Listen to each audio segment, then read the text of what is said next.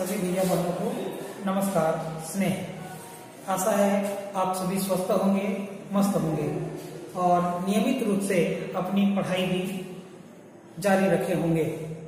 आज हम दो चरों के रैखिक समीकरण के अंतर्गत और भी कुछ जो विषय बिंदु हैं उस पर हम ज्ञानार्जन करेंगे। तो पहले जो विषय बिंदु पर चर्चा हुई है उसमें युगपत समीकरण को आलेखी विधि से किस प्रकार हल करना, उसको विलोपन विधि से किस प्रकार हल करना, प्रतिस्थापन विधि का प्रयोग करते हुए किस प्रकार से युगपत समीकरण हम हल करेंगे, यह हमने देखा है। अब जो पिछले प्रश्नावली तक हम किसी भी चर राशि का जो मान प्राप्त करते थे वह मान किस प्रकृति का होगा, इस बिंदु को बिना हल करे, हम गणित को पूरा हल न करते हुए उसको बिना हल किए हुए ही कुछ प्रतिबंधों के आधार पर हम उसके जो हल होंगे उसकी प्रकृति को प्राप्त कर सकते हैं। तो आज के इस विषय बिंदु पर हमको जो पढ़ना है वो है अवलोकन द्वारा समीकरण निकाय के हल का प्रकार पता लगाना। हम जो है कुछ प्रतिबंध देखेंगे और उसी आधार पर उसका हल कैसे निकलेगा इसको चेक करेंगे। तो आइए हम जो है उस विषय बिंदु को समझने का प्रयास करते हैं। मान लेते हैं दो युगपत समीकरण हमारे पास है, a1x plus b1y equal c1 और a2x plus b2y equal c2। ये जो है दो समीकरण हमारे पास दिया हुआ है, रैखिक समीकरण। अब इसके हल की प्रकृति को जानने के लिए हमारे पास कुल मिलाके तीन प्रतिबंध और जो है होंगे। इन तीन प्रतिबंधों में जो पहला प्रतिबंध है, प्रथम जो प्रतिबंध है वो प्रथम प्रतिबंध क्या कहता है कि a1 upon a2 is not equal to b1 upon b2। यदि a1 और a2 का अनुपात b1 और b2 का अनुपात आपस में बराबर नहीं है तो ऐसी स्थिति में जो प्राप्त होने वाला हल है वह अद्वितीय हल होगा।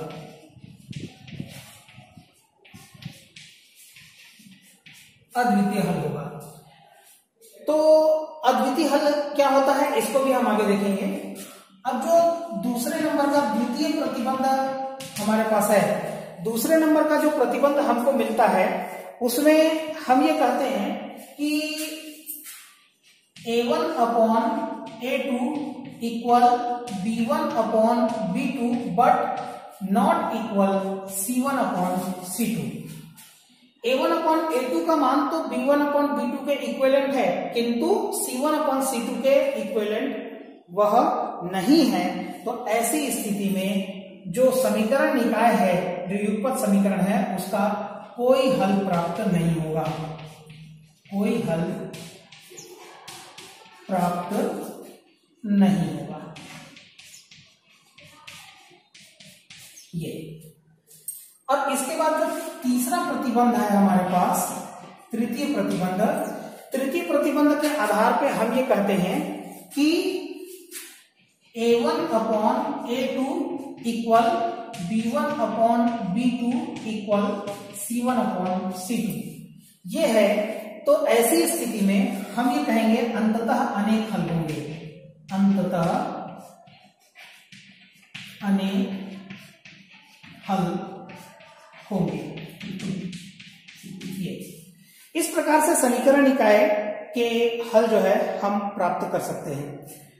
अब यहां पर हमको थोड़ा सा समझना चाहिए कि ये तीनों प्रकार की प्रकृति का जो समीकरण निकाय होगा वो किस प्रकार का होगा। देखिए यहां पर ये जो दो समीकरण हैं उसका अगर अद्वितीय हल प्राप्त होता है तो आप ध्यान रखें ये कुछ इस प्रकार का होगा, अर्थात किसी एक बिंदु पर वो एक दूसरे को प्रतिच्छेद करते होंगे। मान लेते हैं a1x plus b1y equal c1 इस रेखा का समीकरण है, पहली रेखा का, और दूसरी रेखा का समीकरण a2x plus b2y equal c2 है।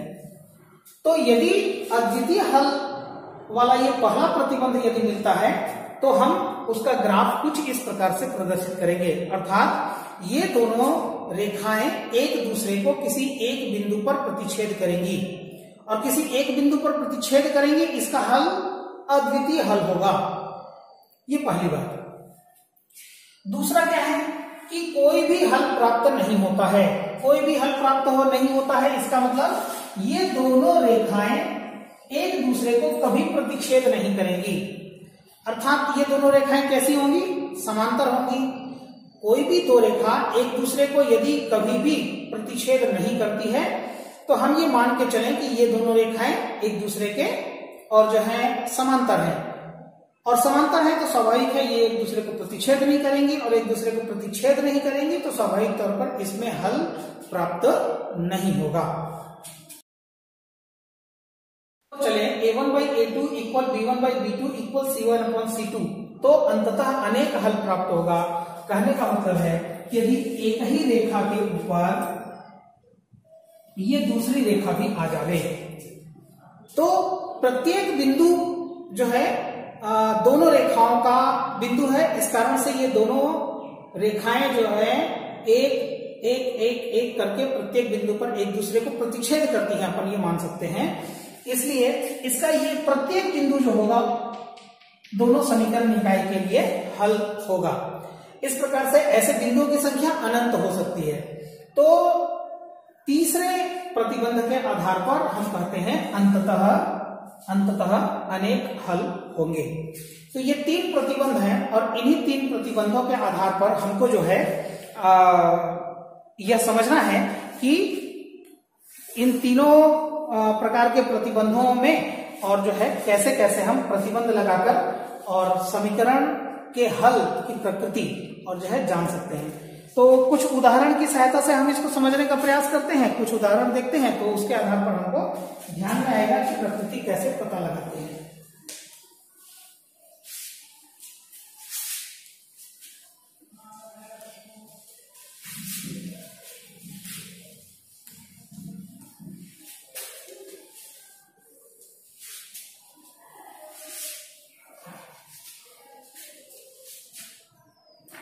यहां पर 3x + 5y इक्वल 12 एक समीकरण है, और 4x + 2y equal 5, 4x + 2y equal 5। हम क्या करते हैं, इसका हल कैसे करेंगे? हल समीकरण निकाय की तुलना a1x + b1y इक्वल c1 तथा a2x + b2y इक्वल c2 से करने पर अब हम इन दोनों समीकरणों की तुलना करते हैं। तो पहले समीकरण की तुलना हम इससे करते हैं और दूसरे समीकरण की तुलना हम इस वाले समीकरण से करते हैं। तो हमको a1 इक्वल मिलेगा 3, b1 इक्वल 5 और c1 इक्वल 12। ठीक इसी प्रकार से a2 इक्वल 4, b2 इक्वल 2 और c2 इक्वल 5 मिलता है। अब हम एक काम करते हैं, a1/a2 ये ज्ञात कर देते हैं। तो a1/a2, a1 का वैल्यू है 3/a2 का वैल्यू हो गया 4। ठीक है, इसके बाद हम b1/b2 प्राप्त कर लेते हैं। तो यहां पर b1/b2, b1 का वैल्यू है 5/b2 का वैल्यू हो जाएगा 2। और ठीक इसी प्रकार से c1/c2 का वैल्यू फाइंड करेंगे, तो ये है 12/5।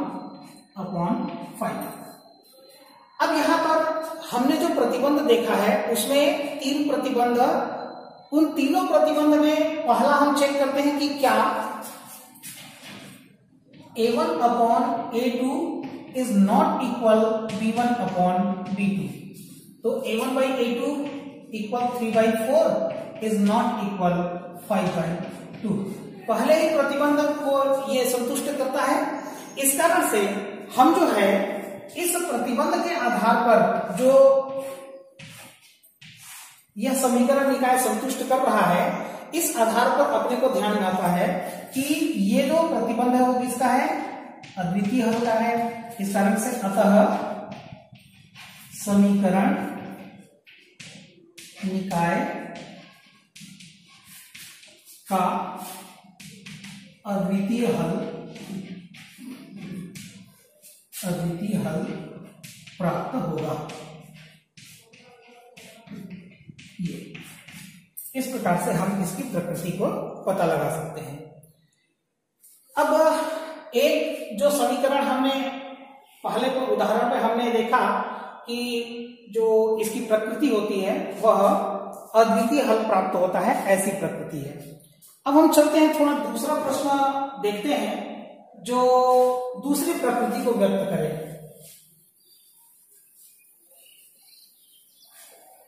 तो इसके लिए हम जो समीकरण लेंगे उसमें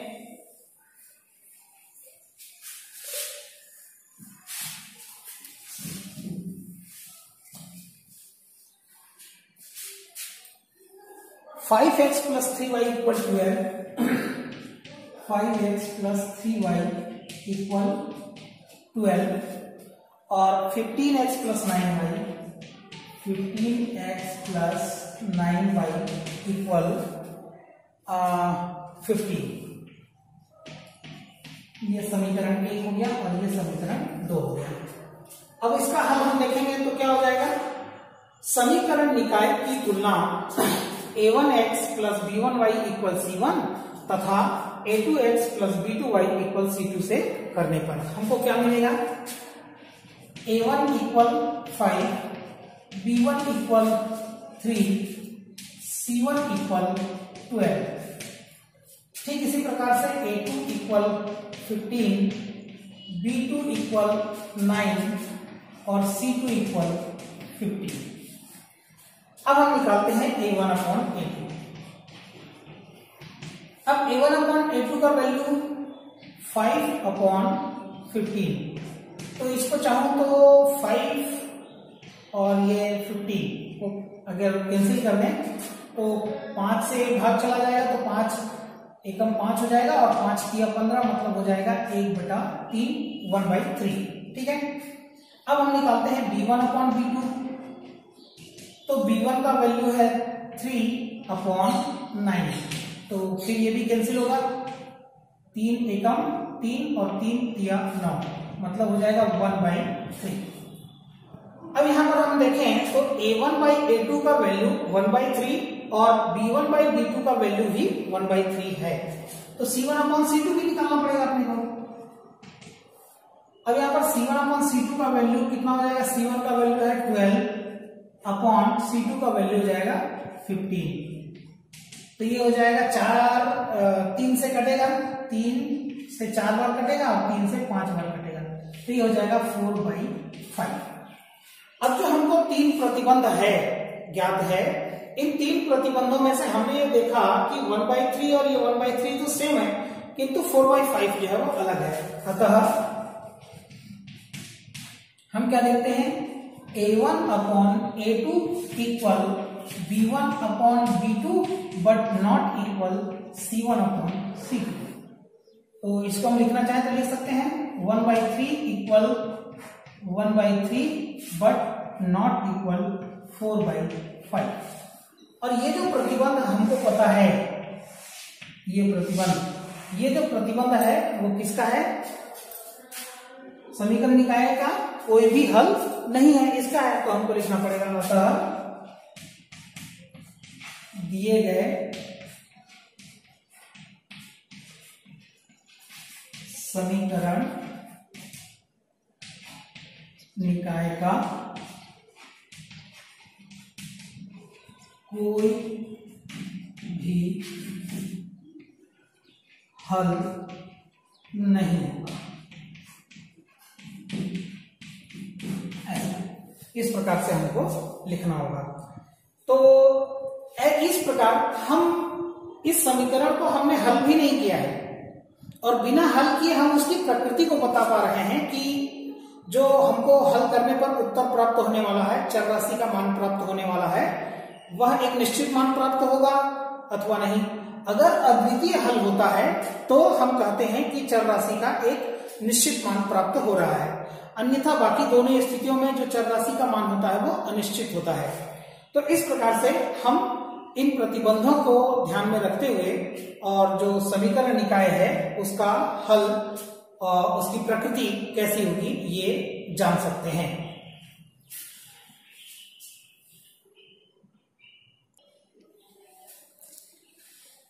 तो यहां पर हमको इसी बात को ध्यान में रखना है।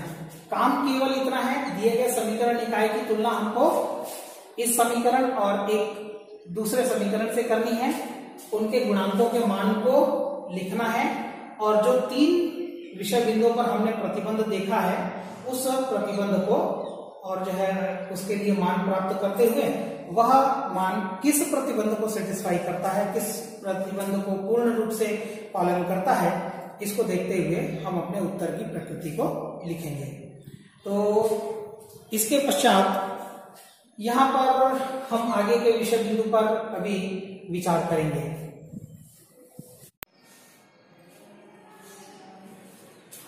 अब हम थोड़ा सा और आगे बढ़ते हैं।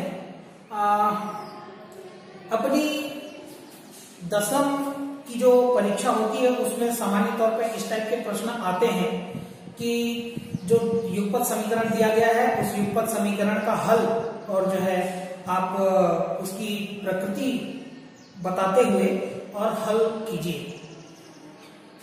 एक और प्रकार का जो प्रश्न आता है उसको मैं आपको बताना चाहूंगा कि यदि मान लिया जाए कोई युगपत समीकरण हमको दिया गया है और उसमें एक गुणांक जो है वो अज्ञात है, तो हम क्या कहते हैं, चरों के जो ये विषय बिंदु है, चरों के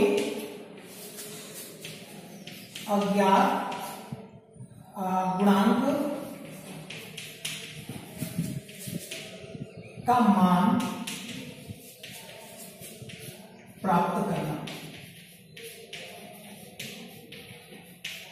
ये अब कोई युगपत समीकरण हम लेते हैं और उस युगपत समीकरण में एक किसी गुणांक को हम गायब कर देते हैं और प्रतिबंध दे देते हैं कि इस प्रतिबंध के आधार पर और उस अज्ञात जो चर राशि है उसका गुणांक क्या होगा। चलिए एक उदाहरण लेते हैं हम, इसको उदाहरण से समझना ज्यादा उचित होगा। के इस मान के लिए समीकरण निकाय का अद्वितीय हल होगा। जबकि समीकरण क्या दे रहा है उसको देख लें, x minus k y equal to x minus k y equal to और 3x plus 2y 3x plus 2y equal -5, ये हमको दिया गया है। अब इस समीकरण में यदि हम ध्यान दें तो यहां पर जो k है, इस k का मान क्या होगा, जबकि हमारे पास प्रतिबंध क्या है, समीकरण निकाय का हल कैसा होना चाहिए, अद्वितीय हल होना चाहिए। तो इसको ध्यान में रखते हुए हम जो है अब इसका हल देखते हैं कैसे हमको हल करना है। तो समीकरण निकाय की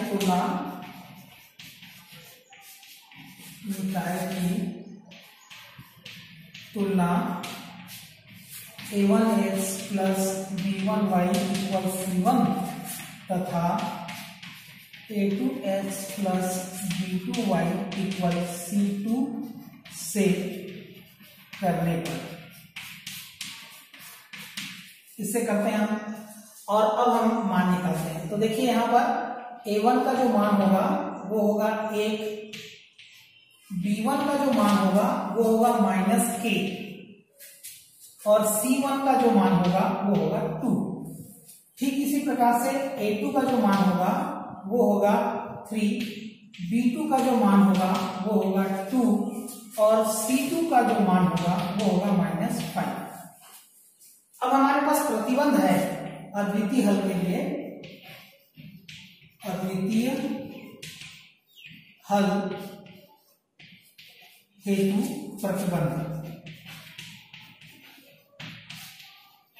हमारे पास प्रतिबंध क्या है? तो प्रतिबंध यह है कि a1 upon a2 is not equal to b1 upon b2। इसी प्रतिबंध को लेते हुए हमको हल करना है। तो a1 का वैल्यू कितना है? 1 अपॉन a2 का वैल्यू 3 इक्वल b1 का वैल्यू -k और b2 का वैल्यू 2। तो हम जो है वो क्रॉस मल्टीप्लीकेशन करते हुए करेंगे तो इधर हो जाएगा -3k इक्वल 2, मतलब k इक्वल हो जाएगा -2/3। ये अतः हमको हल लिखना पड़ेगा। अतः अद्वितीय हल हेतु, अद्वितीय हल हेतु समीकरण निकाय में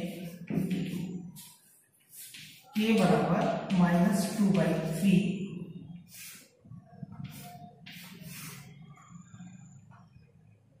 हल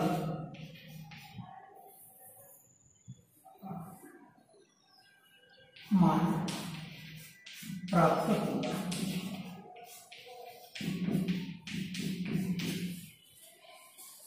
इस प्रकार से हम जो है किसी भी समीकरण निकाय की प्रकृति को ध्यान में रखते हुए उसका हल कैसे प्राप्त करेंगे ये देख सकते हैं। इसमें आप सभी भैया बहनों से एक बार आग्रह भी रहेगा कि ये जो मैंने लिखा है इसके लिखने का जो और अच्छा ढंग है, हो सकता है और कुछ अच्छे ढंग से भी आप इसको लिख सकते हैं। बाकी पुस्तक में जैसा दिखाया गया है, प्रदर्शित किया गया है, उसको आधार मानते हुए आप जो है अच्छे वाक्यों का चयन करते हुए और जो है हम इस प्रकार के गणित को हल करेंगे। तो बोर्ड की परीक्षाओं में मूल्यांकन के दौरान हमारे नंबर जो है वो कटने के चांसेस कम होंगे और हम उसके लिए प्रयासरत रहते हैं कि हमारा नंबर कितना अच्छा से अच्छा हो, इसके लिए और अधिक क्या किया जा सकता है। तो इसमें लिखने की जो कला है, लिखने का जो ढंग है वो और अच्छे ढंग का प्रयोग जो है आप कर सकते हैं।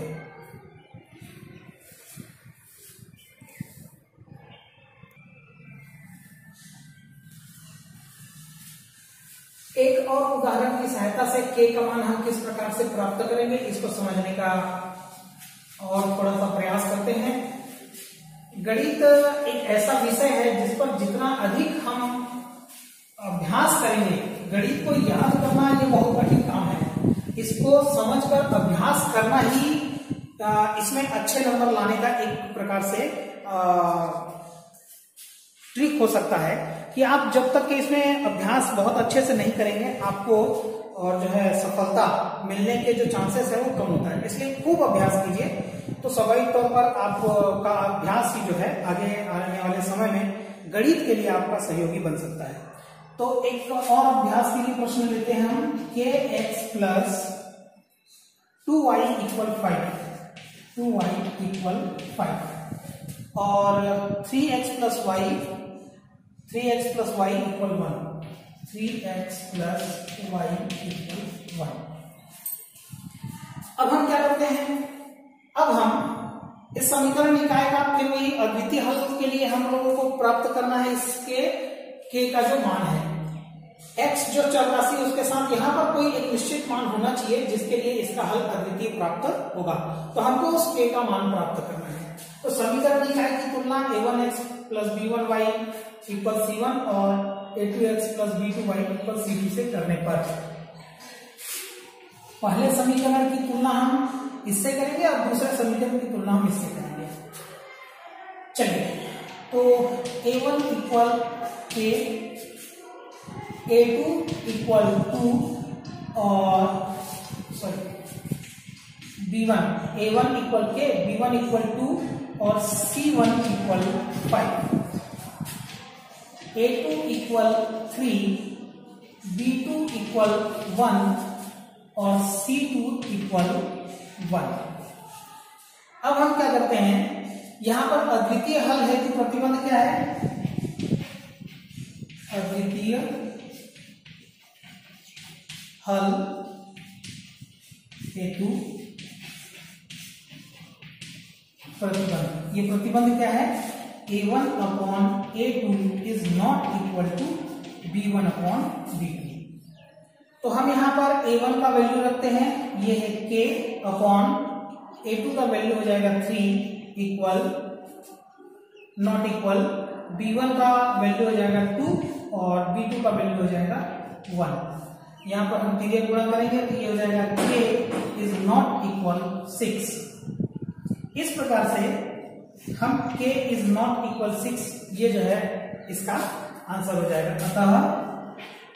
अतः समीकरण निकाय में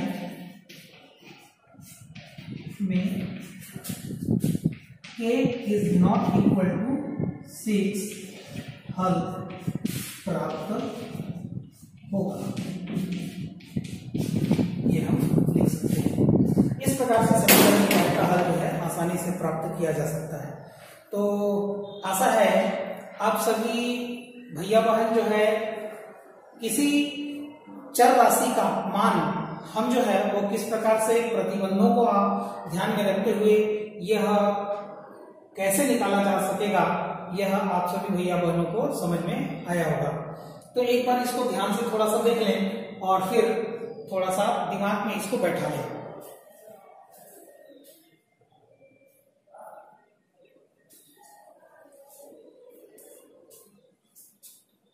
अब यहां पर